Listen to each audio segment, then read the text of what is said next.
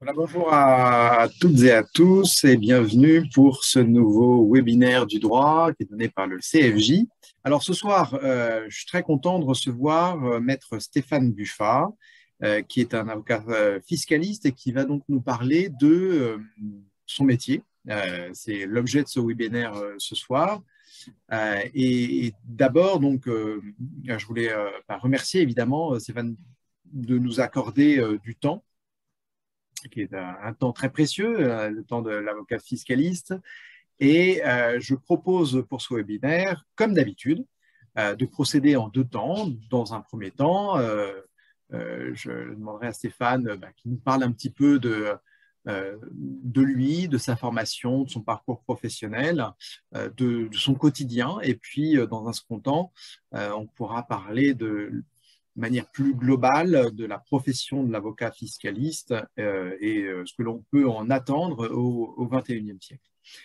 Alors, d'abord, Stéphane, donc merci à nouveau de te connecter ce soir pour ce webinaire. Et en quelques mots, est-ce qu'on peut parler un peu de la formation que tu as reçue pour devenir avocat fiscaliste? D'abord, est-ce que, d'après toi, il y a une filière au bac qui est à privilégier parce qu'on pense droit fiscal, il faut être plutôt à l'aise avec les maths. Alors, est-ce que être fort en mathématiques en terminale, c'est une condition sine qua non pour devenir plus tard fiscaliste ou est-ce que, au contraire, c'est totalement indépendant? Mathieu, alors d'abord, merci de l'invitation. Je suis content de te retrouver. Je suis aussi content de retrouver le CFJ, qui est un établissement dans lequel j'ai enseigné il y a quelques années. Donc, ça me fait plaisir de vous retrouver, de retrouver l'équipe. Merci à tous, étudiants ou futurs étudiants, pour votre présence. Alors, pour en revenir à ta question, est-ce qu'il y a une filière au bac qui doit être privilégiée? Alors, je ne pense pas. Alors, j'ai compris, parce que moi, je viens de l'ancien bac où il y avait encore des filières bac S, scientifique, L, littéraire ou S, économique et social. Et j'ai compris que ces filières avaient été toutes fusionnées et que finalement, c'était un peu un marché libre et que les lycéens, lycéennes pouvaient choisir un peu leurs options. Est-ce qu'il y a des options à privilégier? Je ne pense pas. Moi-même, ma formation, c'était un bac littéraire, donc je n'ai pas fait de bac S. Je n'avais pas spécialement la fibre des mathématiques, même si c'est bien d'avoir une certaine logique. Pourquoi? Parce que même si le droit fiscal, c'est un droit de chiffres, en réalité, on s'arrête très vite aux additions, aux opérations simples, c'est-à-dire addition, soustraction, multiplication, division, les pourcentages, et on me demande rarement d'aller au-delà. Je ne fais pas de formules de calcul très compliquées. Voilà, si vous savez faire des pourcentages, des multiplications et des divisions, vous pouvez vous en sortir. Euh, il faut, comme toutes les branches du droit, en revanche, avoir un goût de la rigueur et du français, parce que le métier d'avocat, c'est parfois un métier de pinailleur, où on va sur les textes et on s'interroge longuement sur le sens des textes et sur le sens des mots. Alors, est-ce qu'il faut avoir pris des options littéraires? Non, pas forcément, parce qu'on peut avoir pris des options purement scientifiques, mais quand même aimer un peu la littérature et avoir un peu cet esprit de recherche et de précision. Donc, c'est l'avantage de l'université de droit. L'université de droit, vraiment, elle est ouverte à tous parce qu'on va apprendre des choses qui sont nouvelles, un raisonnement nouveau et sans avoir besoin de préacquis particuliers. C'est ouvert à tous, ça débouche sur beaucoup de choses et comme on le dit souvent, le droit mène à tout à condition d'en sortir. Donc la difficulté en fait du droit, eh bien, c'est de réussir les étapes. Alors, quelles sont les étapes, Oui, justement? justement. Et voilà, alors il y a plusieurs parcours. Les parcours sont de plus en plus diversifiés parce que les universités essayent d'avoir des particularités, des diversifications. Le parcours roi, c'est quand même la faculté de droit, même si vous pouvez faire Sciences Po et ensuite bifurquer sur du droit ou passer par une école de commerce et retrouver ensuite une licence 2 de droit pour continuer en droit. Mais le parcours, c'est le droit. Après, vous pouvez, en fonction de vos goûts, de vos appétences et de vos qualités, eh bien, faire des parcours. Il y a des BDUG, des DUG avec des langues, enfin BDUG, des bilicences maintenant, droit éco, droit gestion, langue. Euh, ça dépend du choix. La spécialisation pour la fiscalité vient après. Le droit Faire une école de commerce est un plus ou pas?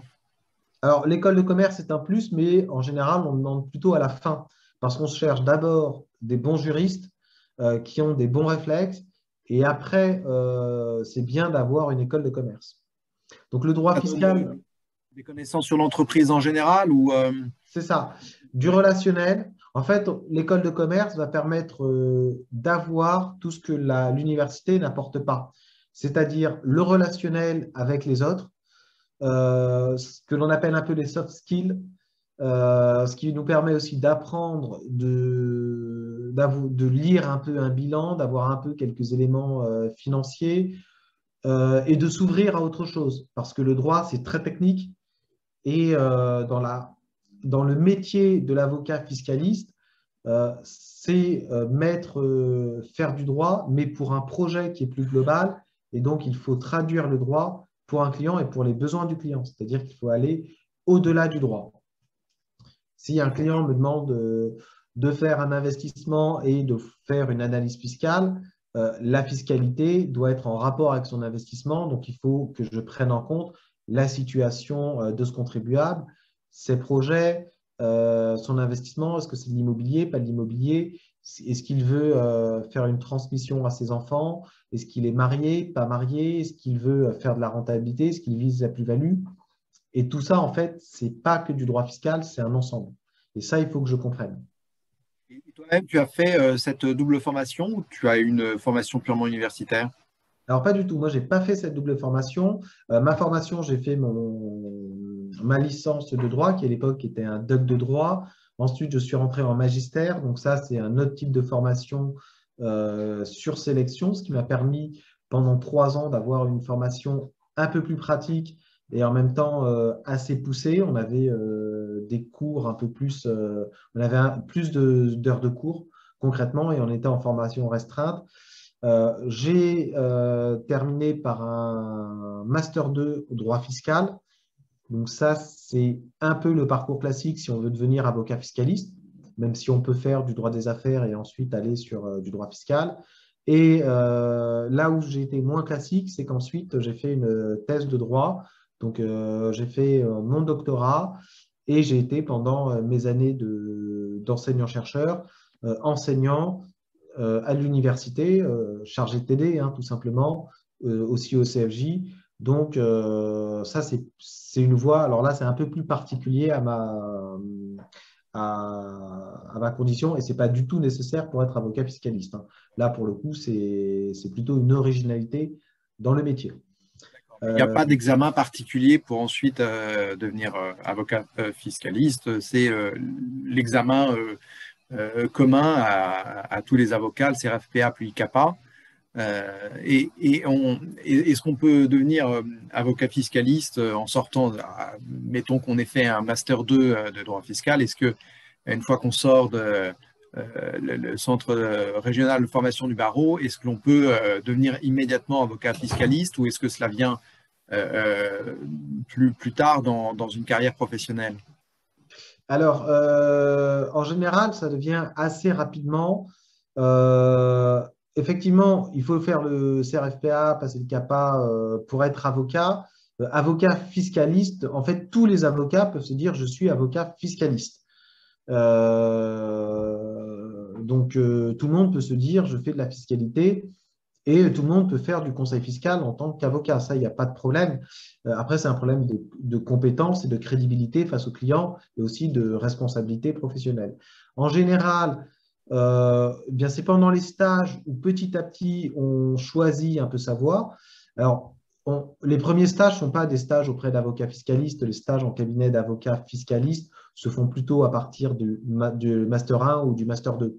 Oui. Parce qu'on fait de la fiscalité, de la fiscalité des affaires, on n'en fait qu'en Master 1. Donc, les premiers stages, c'est plutôt du droit des affaires, voire du droit civil général.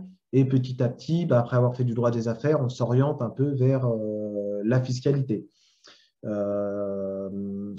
À la fin de l'école d'avocat, on se lance, on est avocat. Très souvent, on devient avocat fiscaliste parce qu'on cherche une structure fiscale. Et parfois, effectivement, on peut commencer avocat en droit des affaires et on bascule assez rapidement vers la fiscalité. On le fait assez rapidement parce que rares sont les avocats qui, après avoir fait 5 ans dans une spécialité, décident de rebasculer dans une autre spécialité. Ce qui va faire la force d'un avocat fiscaliste, plus que sa formation, c'est son expérience. Et il faut un certain nombre d'années pour acquérir les réflexes, pour acquérir le raisonnement qui va permettre de résoudre, d'être un bon avocat fiscaliste. En général, vous ne pouvez pas partir au bout de 2 ans et dire au bout de 2 ans, je pose ma plaque, je suis avocat fiscaliste. Enfin, vous pouvez le faire, mais ça ne fonctionne pas parce qu'en réalité, on n'a pas les compétences pour le faire, on n'a pas vu assez de choses. Donc, il faut quand même 6, 7, 8 ans, voire 10 ans de pratique en sein d'un cabinet pour être à l'aise dans la fiscalité.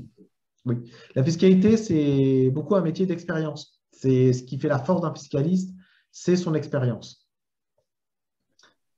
Et à la fac, est-ce qu'il y a un événement particulier ou un prof peut-être qui t'a donné le goût au droit fiscal? Quel a été parce que rares sont les étudiants qui commencent leurs études de droit en se disant plus tard, moi, je voudrais être avocat fiscaliste.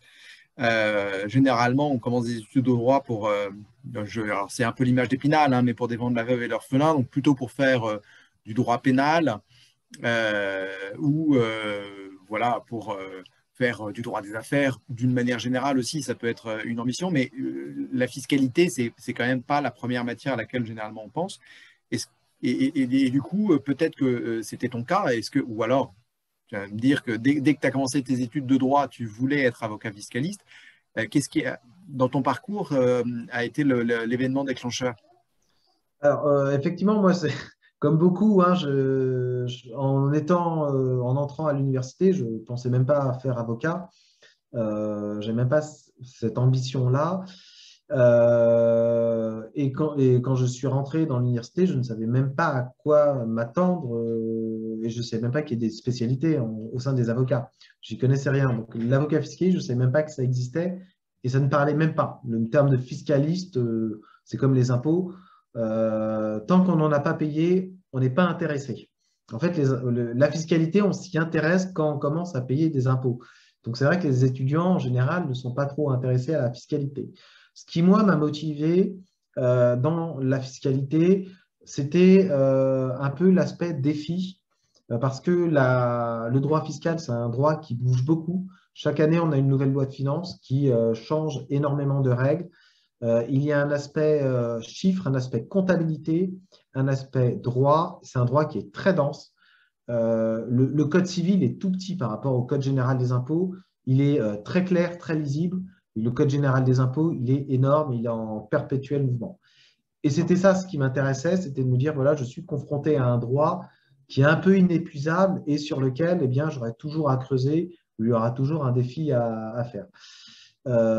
Et sur lequel je m'ennuierai pas. Donc, voilà. D'abord, c'est un attrait intellectuel d'ordre universitaire, donc, dans le cadre de quoi? C'était en licence 3 à peu près, non? Oui, licence 3, effectivement, licence 3, ça s'est confirmé en maîtrise, notamment quand j'ai fait un peu de comptabilité, où de la comptabilité, ça m'a changé un peu du droit. Et il y a eu aussi cet aspect défi parce que, pour le coup, il a fallu que je comprenne comment fonctionne une comptabilité, ce n'était pas simple. parce que je passais des écritures comptables. Enfin, j'ai dû apprendre à passer des écritures comptables. Et petit à petit, j'ai vu l'étendue de la matière.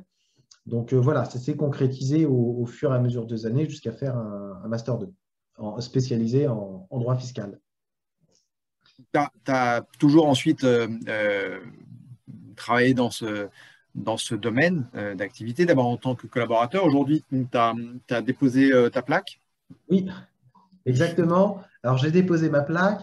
Alors, quand on est avocat, il y a plusieurs options. Soit on est collaborateur pendant un certain temps et puis ensuite on passe en entreprise. Ça se fait beaucoup. Rares sont les personnes qui restent collaborateurs à vie, mais ça existe un peu. Après, soit on est associé au sein d'une structure, d'un structure qui nous emploie, ou sinon, eh bien, on peut se lancer tout seul. Donc moi, c'était vraiment cette dernière solution. Avec des camarades, je me suis lancé et on a créé notre structure. Alors, concrètement, ce que je vais faire au quotidien, c'est quoi le métier de l'avocat fiscaliste? Alors, le métier de l'avocat fiscaliste, d'abord, je vais le définir un peu négativement en comparant avec le métier de l'avocat pénaliste.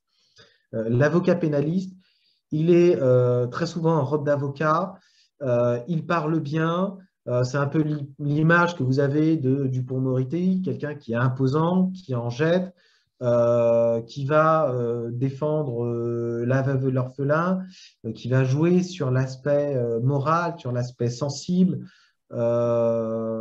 et qui court partout. L'avocat fiscaliste, c'est un peu l'antithèse de ce métier d'avocat, de ce métier d'avocat pénaliste. Pour le caricaturer, l'avocat fiscaliste, eh bien, il arrive avec ses lunettes et sa calculette.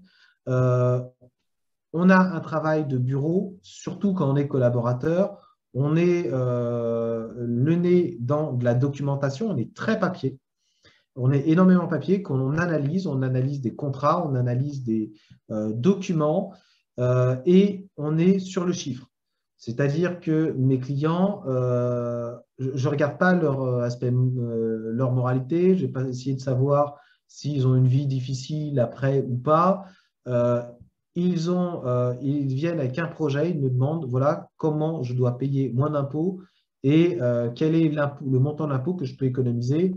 Ou s'ils ont un contrôle fiscal, l'administration ne va pas se demander est-ce qu'il a une vie difficile ou pas difficile. On applique les règles, on défend avec des règles et on défend avec des documents. Donc, que dit le contrat, etc. Alors, j'en reviens, c'est aussi l'intérêt du droit fiscal, c'est que moi, le droit fiscal m'amène à devoir maîtriser bien mes règles civiles en matière de succession, en matière de mariage. Enfin, je ne suis pas spécialisé, mais je dois avoir des réflexes. En matière de droit des sociétés, je maîtrise le droit des sociétés, je sais ce que c'est qu'une société, comment fonctionnent les relations sociales, le droit commercial, donc ça nous oblige à plonger un peu dans différentes branches du droit. Et on est dans l'écrit. Je plaide rarement. Moi, j'ai une robe que je mets, j'ai mis dans toute ma carrière, j'ai mis 2 fois ma robe pour plaider. Ah oui, Oui, je d'accord. plaide, c'est devant le tribunal administratif que l'on plaide. Sinon, on va devant l'administration, on négocie, pas comme des marchands de tapis, on négocie avec des arguments juridiques, avec de la documentation, avec des interprétations. Mais voilà, et en général, on s'envoie des mémoires écrits. Donc, tout se fait par écrit. On est Il y a vraiment des dans un avocats fiscalistes qui font du contentieux ou c'est quelque chose qui n'existe quasiment jamais? Si, on fait du contentieux. Moi, je fais du contentieux. Le contentieux, d'abord, c'est lors de la procédure fiscale, toute la phase est écrite. Ensuite, on doit faire une phase contentieuse devant l'administration fiscale. C'est écrit. Et ensuite, toute la procédure devant les tribunaux et la cour administrative d'appel est écrite. C'est-à-dire que j'envoie en dématérialisé sur un serveur mes mémoires, mes pièces jointes. Je ne les envoie même plus par courrier. Tout se fait par ordinateur. Et on peut présenter des observations orales. À l'audience, mais on n'est pas obligé de les faire. Les juges statueront sur l'écrit et on ne plaide pas. Les juges insistent, hein, c'est des observations orales, c'est-à-dire vous faites quelques phrases, mais vous ne refaites pas toute une plaidoirie. Juste pour pointer les principaux axes de C'est ça, l'argumentation. c'est Hmm. ça, exactement. Ou apporter des choses en plus qui n'apparaîtraient pas dans l'écrit ou qui ne s'écrivent pas, mais qui se disent, voilà, pour apporter un complément. Mais on est essentiellement des gens de l'écrit. Alors, ça ne veut pas dire qu'on ne parle jamais, parce que plus on est associé, en réalité, moins on est dans la production écrite. Donc, plus je suis à l'écoute des entrepreneurs, plus je fais de réunions où je leur explique des schémas, où là, j'ai une présentation orale de leur projet, j'essaye de trouver des idées. Mais après, la vraie production, elle, c'est de la recherche. Comme quand on demande à un étudiant de faire une dissertation et de rechercher les arrêts, les arguments, après, on rend pas ça sous forme de dissertation, c'est beaucoup plus pratique, mais c'est de la recherche juridique, des questions et ensuite un rendu très souvent écrit. D'accord. Et tu dirais que c'est un métier qui est très sédentaire ou tu es amené à te déplacer, alors je ne sais pas, je dis n'importe quoi, chez le client, ce qui te permet de voyager un peu ou est-ce que tout le travail que tu fais, tu le fais dans ton cabinet? Alors, c'est très sédentaire. C'est d'abord très sédentaire quand on commence, parce que quand on commence, on est collaborateur. Donc, finalement, le collaborateur est la force productive du cabinet. On lui demande de produire, de faire les recherches sous la relecture d'un associé. Le temps de rencontre du client et donc de déplacement, il vient après, au fur et à mesure des années, et il se fait vraiment pleinement quand on est associé. Donc là, je suis moins sédentaire. Cela étant, je me déplace peut-être une fois par jour chez un client, ce qui me dure 2 heures. Et la majorité de mon temps, je suis au téléphone, mais parce que je suis associé, je suis au téléphone ou alors je suis sur Visioconf. En plus, avec les visios, maintenant, on se déplace de moins en moins. Et c'est un métier que l'on pratique exclusivement. Alors, comme si je parle d'avocat fiscaliste français, c'est un métier, comment dire, tes compétences, tu peux les vendre uniquement en France ou c'est un métier qui peut t'amener à voyager et à exercer ta profession aux États-Unis ou ailleurs dans le monde? Alors ça, tout dépend du chemin que l'on prend. Moi, aujourd'hui, je ne peux faire que du droit français. Pour des étrangers, oui, ou de la restructuration internationale, mais je n'appliquerai que les règles françaises. Les autres conseillers locaux appliqueront leurs propres règles nationales. Maintenant, au sortir de l'université, avec des LLM ou d'autres parcours à l'étranger, on peut très bien, bifurquer vers de la fiscalité d'un autre État et s'installer dans un autre pays et faire de la fiscalité locale, aller aux États-Unis, passer l'examen du barreau, le bar américain, Ah, ouais, voilà, j'imagine. et faire de la fiscalité américaine. Mais on fera de la fiscalité américaine et on fera plus de la fiscalité française. Mais tu dirais que les mécanismes se ressemblent, ce qui fait un fiscaliste français s'adapte facilement au droit fiscal américain ou ce sont des logiques qui sont très différentes? Alors, on comprend les logiques, on a à peu près les mêmes impôts, on a souvent les mêmes problématiques. Par contre, le droit fiscal, c'est un droit de détail. Et un avocat fiscal français qui ne travaille pas, qui n'est pas avocat américain, alors il y a des avocats français qui travaillent exclusivement sur du droit américain parce qu'ils ont la compétence, mais un avocat fiscaliste français s'aventurera jamais ou alors à grand risque sur un autre droit national parce que le détail est trop, il y a trop de détails, on ne maîtrise pas suffisamment et on n'a pas non plus la pratique. Donc, c'est la meilleure façon de faire des erreurs. Et toi, On tes me domaines demande, d'intervention? Oui, pardon? on me demande rarement, sur un conseil, on me demande rarement quel est le taux de l'IS aux États-Unis. Parce que ça, le client sait le faire, c'est le rechercher. On va me demander quelque chose de beaucoup plus compliqué, un montage. Et ça, je ne peux pas valider le montage. Enfin, je n'ai pas les compétences pour valider ce montage au regard du droit américain. Et donc, en fait, là, on parle finalement de spécialisation au sein du droit fiscal. Est-ce que toi, tu as des domaines d'intervention qui sont particuliers ou alors est-ce que quand on est avocat fiscaliste, on touche un peu à tout, la fiscalité des entreprises, des particuliers, en droit de la famille, en droit des successions, comme tu avais l'air de le dire, c'est pluridisciplinaire, mais est-ce qu'il y a au sein quand même de toutes ces familles, des spécialisations que l'on peut développer? Oui, on peut développer des spécialisations, tout dépend du cabinet. Et c'est comme tous les métiers, on peut être aussi généraliste, mais en réalité, le généraliste n'intervient pas sur tout le droit fiscal, parce qu'une opération compliquée va requérir un spécialiste.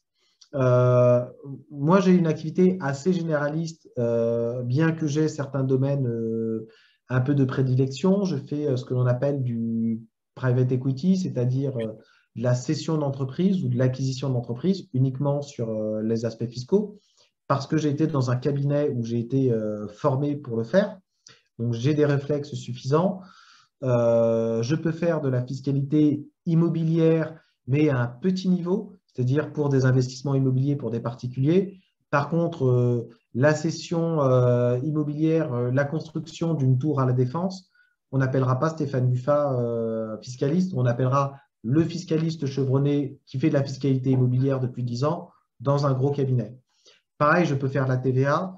Maintenant, une grosse entreprise qui a énormément de problématiques de TVA ou des problématiques de douane va voir un spécialiste de TVA depuis 10 ans parce qu'on demande une expertise encore plus particulière.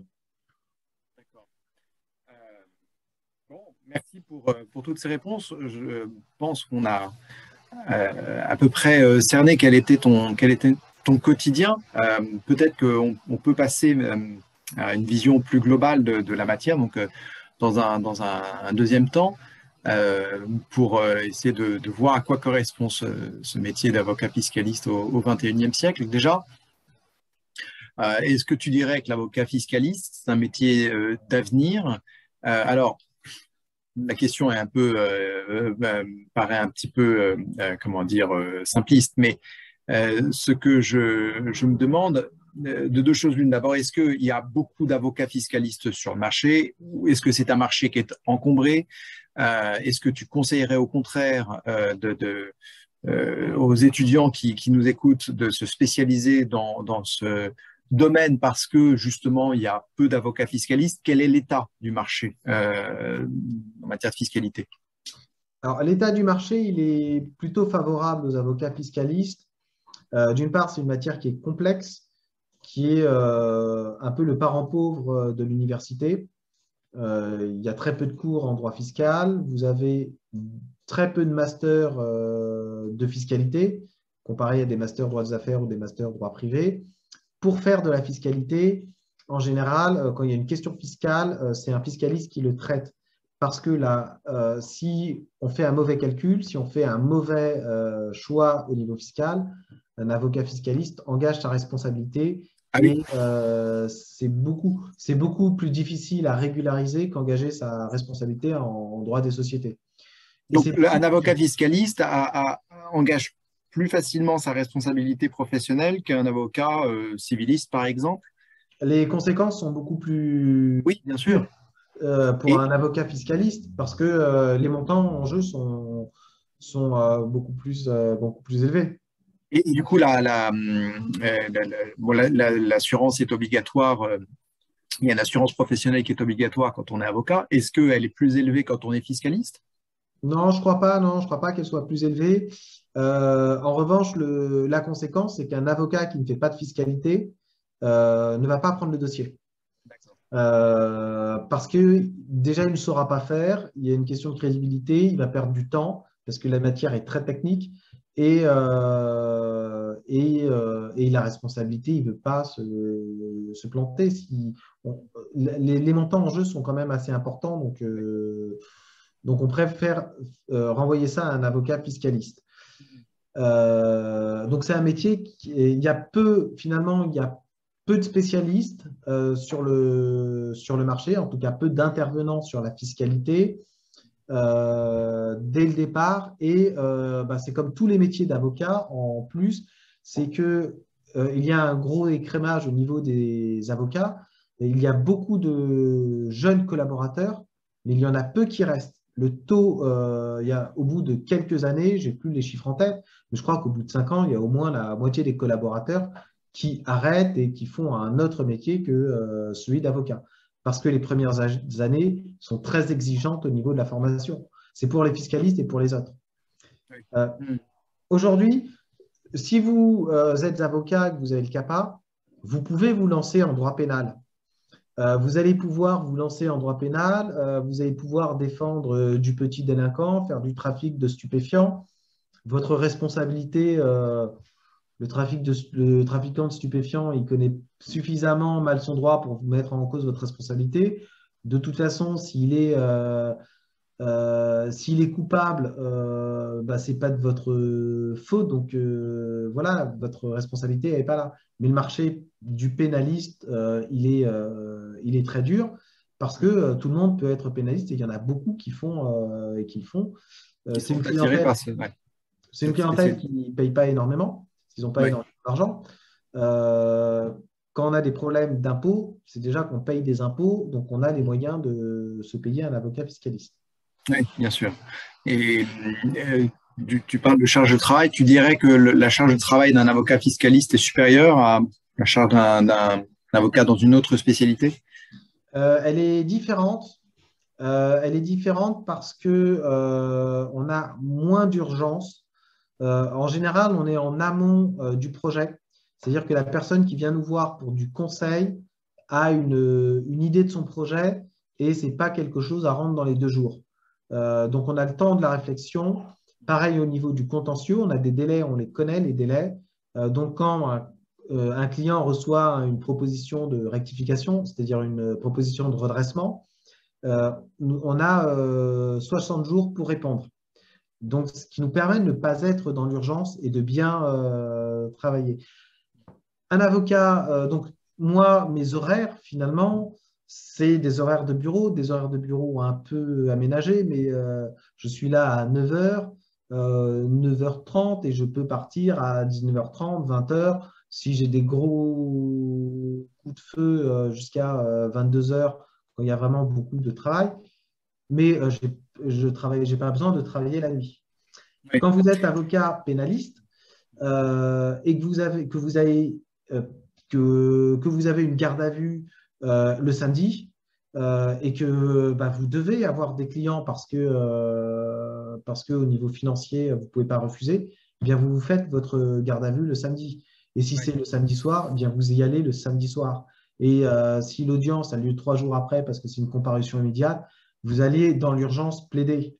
Pareil en corporate, quand vous êtes sur des opérations et que la négociation dure jusqu'à la veille, c'est-à-dire que jusqu'à la veille, les documents ne sont pas figés, que vous faites des allers-retours avec l'avocat en face, eh bien, vous allez passer la nuit à faire les allers-retours, à imprimer les documents pour faire la signature le lendemain. Donc, il y a des urgences. Moi, mon métier est plus plat au niveau de l'intensité.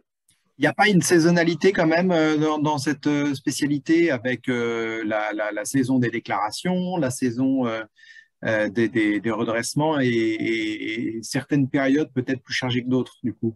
Oui, oui, alors effectivement, moi j'ai de la saisonnalité quand même. Je suis plus chargé en avril, mai, juin parce que ce sont les déclarations fiscales.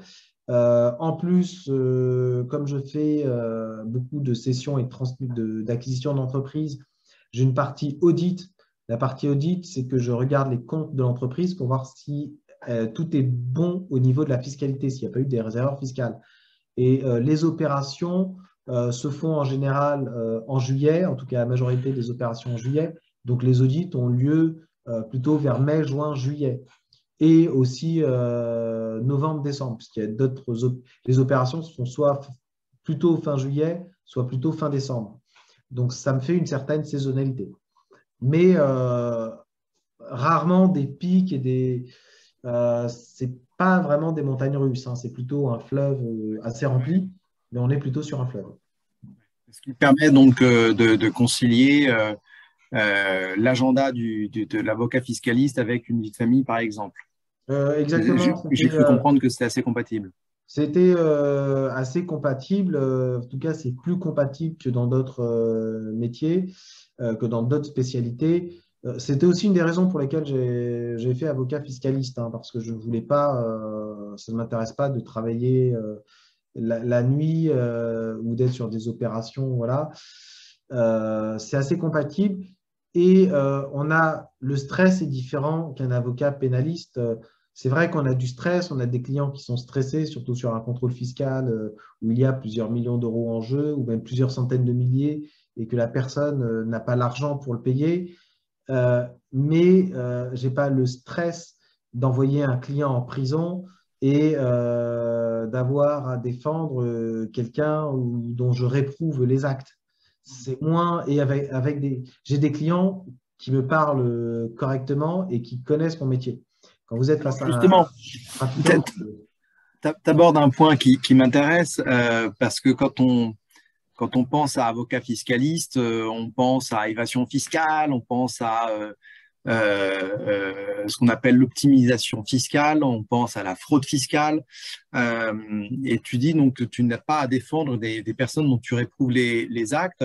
Est-ce que ça peut t'arriver, est-ce que ça t'est arrivé qu'il y ait des clients qui viennent te voir pour te demander d'organiser une fraude fiscale qui serait invisible au radar et comment tu fais, en ce qui te concerne, la part des choses entre ce qui reste dans le cadre de la loi, ce qu'on appelle l'optimisation fiscale, et ce qui dépasse de ce cadre-là. alors, là aussi, c'est en fonction des cabinets dans lesquels on travaille et finalement du métier que l'on choisit. Moi, sur les cabinets dans lesquels j'ai été, j'ai jamais été dans des cabinets qui assistaient à des grosses fraudes fiscales. Ça existe, il y a des cabinets d'avocats qui assistent des contribuables à mettre des montages qui sont pour le coup frauduleux.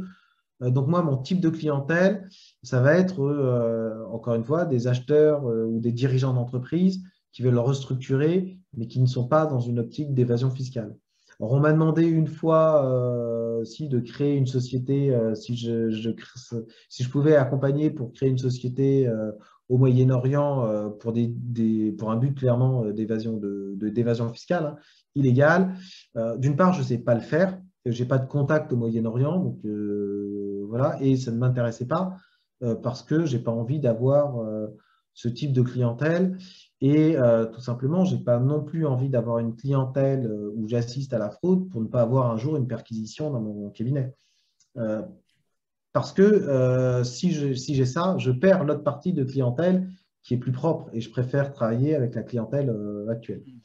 Donc, on peut le faire. Il y a des cabinets, alors je ne connais pas le nom des cabinets parce que ce n'est pas des milieux que je fréquente, qui font de la fraude, qui assistent à la fraude, il ne faut pas se mentir. Je n'ai pas appris à le faire, donc je ne saurais pas le faire d'un point de vue de compétences techniques. Et ce n'est pas mon secteur de clientèle que je souhaite développer. Et alors, du coup, tu dirais quel est le rôle, d'après toi, de l'avocat fiscaliste dans la cité? C'est-à-dire,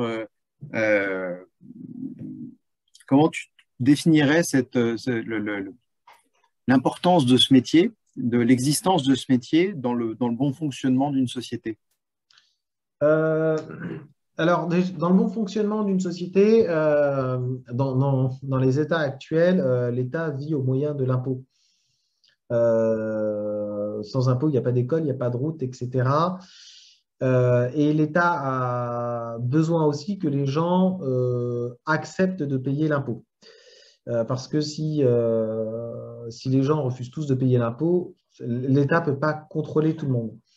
La plupart des personnes acceptent aussi de payer l'impôt. J'ai beaucoup de gens qui viennent et qui ne cherchent pas forcément à tricher. La première question que l'on me pose, et souvent quand on vient me voir, c'est parce qu'il y a un doute sur une situation ou un doute sur un projet, et on se dit, ah, mais alors si je fais le projet de cette façon-là, quelle va être l'imposition et quel va être l'impact fiscal? Et non pas uniquement pour se dire, ah, j'ai payé tant d'impôts, mais déjà, est-ce que je vais avoir les moyens financiers de payer cet impôt? Ou est-ce qu'il existe des techniques pour payer l'impôt plus tard, quitte à payer un peu plus, et préserver mes moyens financiers actuels? Donc, il y a une volonté d'abord de sécurisation, c'est-à-dire de savoir à quelle sauce on va être mangé. Tout simplement, pour être concret, si vous achetez un bien immobilier, vous avez le prix du bien immobilier, mais ce qui vous intéresse aussi, c'est les frais de notaire, et l'ensemble des charges. Et puis, pourquoi pas, la taxe foncière et tout ce qui va s'en suivre. Donc ça, vous voulez le connaître. Alors, moi, je n'interviens pas sur ça parce que il n'y a pas vraiment de complexité à avoir. Mais grosso modo, c'est ce qu'attend une personne. Et ça, c'est la partie sécurisation du schéma. Donc moi, sur des grosses opérations, eh bien, j'interviens sur cette partie sécurisation du schéma. Voilà à quelle sauce vous allez être mangé. Ensuite, est-ce qu'il y a des moyens pour faire autrement, pour limiter l'imposition ou éviter d'être imposé 2 fois? Parce que des fois, on fait des schémas où, eh bien, sur un même flux, on est imposé plusieurs fois parce que le schéma est mal fait. Donc ça, c'est pour éviter ou limiter en tout cas ces doubles impositions. Après, effectivement, il y a des techniques dites d'optimisation fiscale. Alors, les techniques d'optimisation fiscale, quand elles sont permises par la loi, c'est qu'en général, il y a une contrepartie. Ce n'est pas je fais un montage et parce que je suis un peu plus intelligent que les autres, j'ai réussi à éluder l'impôt. Enfin, ça arrive, mais c'est assez rare. En réalité, on sait qu'il y a plusieurs voies. C'est quelle est la voie que je choisis, quelles sont les contreparties qui me sont imposées pour atténuer mon imposition. Par exemple, je veux louer un bien immobilier. Si je cherche la plus-value ou si je cherche la rentabilité locative, eh bien, j'ai 2 régimes fiscaux différents. Et en fonction des… Alors, je ne peux pas tout avoir, mais il faut pas que je me trompe de régime fiscal parce que si je cherche la rentabilité locative, alors qu'en fait, ce que je voulais, c'était le revendre dans 3 ans parce que j'avais des espérances de plus-value, eh bien, je me serais trompé de régime fiscal et ça va pas marcher. À la fin, je ne rentrerai pas dans mes frais. Voilà, ça c'est pour la partie conseil. Rapidement, sur la partie contentieux, c'est quand on a un contrôle fiscal et que l'on doit le défendre. En réalité, c'est jamais tout blanc, c'est jamais tout noir. L'administration va relever ce qu'elle estime être comme plusieurs erreurs. Il va falloir dire aux contribuables, là, effectivement, vous vous êtes trompé. Là, vous ne vous êtes pas trompé, je pense que l'administration a tort. Et conduire ce que l'on appelle cette négociation pour diminuer le montant de l'imposition. Alors, si je devais résumer ce que tu viens de dire, dans le fond, toi, tu apportes de la sécurité juridique aux acteurs économiques du pays. Tu permets également d'accroître leur rentabilité, efficacité économique, et à la fois cette sécurité juridique et cette plus grande efficacité fait qu'on a des acteurs économiques qui vont prendre des risques, qui vont investir. Et finalement, tu fais partie d'un rouage qui est indispensable à la bonne santé économique du pays. Oui, évidemment. Et évidemment, le but de l'État, ce n'est pas d'imposer tout le monde, sinon on aurait des impôts à 100%, ce qui n'est pas le cas. Le but de l'État, c'est de faire en sorte qu'il y ait suffisamment d'impôts pour alimenter le budget et pourvoir aux missions de service public de l'État, mais pas trop imposer pour permettre aux agents économiques de développer leur activité. J'aurais une dernière question qui s'inscrit également dans cette perspective de l'évolution du métier d'avocat fiscaliste au XXIe siècle. Est-ce que tu utilises des logiciels, algorithmes, de l'intelligence artificielle, et est-ce que tu dirais que l'intelligence artificielle va avoir un impact à court terme, moyen terme sur ta profession? Alors pour l'instant, on ne développe pas de logiciel d'intelligence artificielle. On en est encore je dirais pas au début de l'informatisation, c'est pas vrai, mais on en est encore au début de la dématérialisation des données. C'est-à-dire que ce que l'on voit depuis de plus en plus d'années, c'est que le papier tend à disparaître, même pour des signatures. On passe par des signatures électroniques, par des serveurs électroniques. Pour un exemple, alors, ce n'est pas ce que l'on utilise, mais ça va être une Dropbox, la Dropbox d'un particulier où il va mettre toutes ses archives finalement. Eh bien, nous, on a à peu près ça de façon un peu plus sécurisée. C'est ce qu'on appelle la dématérialisation. L'administration fiscale aussi se dématérialise, c'est-à-dire que vos déclarations d'impôts, maintenant, elles se font en ligne. Tout est enregistré en ligne, donc on perd le papier. L'intelligence artificielle viendra un peu plus tard, mais c'est en cours de développement. Et l'un des buts de l'intelligence artificielle, aujourd'hui, tel qu'on le voit, c'est d'avoir un logiciel qui est capable d'extraire de l'information et de traiter l'information de toutes ces données qui sont maintenant sur serveur. Donc oui, ça va venir, ça va changer le métier, très certainement, parce que j'aurai très certainement moins à rechercher cette information, peut-être à ne plus faire d'analyse parce que l'ordinateur le fera plus vite que moi. Et l'administration aussi va vers une mise en œuvre de l'intelligence artificielle pour analyser de plus en plus de données et orienter ses contrôles, voire même informatiser de plus en plus ses contrôles. On n'en est pas encore là au niveau intelligence artificielle. C'est un projet qui est à court terme, peut-être d'ici 10, 15 ans, 20 ans, mais c'est ce sur quoi on s'oriente. Merci beaucoup, Stéphane. Avant de conclure, j'invite ceux qui se sont connectés éventuellement à poser des questions. Si vous en avez, n'hésitez pas à poser les questions par écrit. Je n'ai pas vu de message en particulier, mais vous pouvez aussi prendre la parole si vous le voulez. Visiblement, c'était parfaitement clair, Stéphane, puisqu'il n'y a pas de questions. Donc, c'est le moment de conclure ce webinaire qui était très intéressant, qui nous a permis de mieux comprendre quel était ton métier. Et un métier d'ailleurs, je le signale en passant, qui nécessite de passer le CRFPA, qui est un examen que le CFJ prépare. Je pense à ça parce que tu disais que tu étais enseignant au CFJ.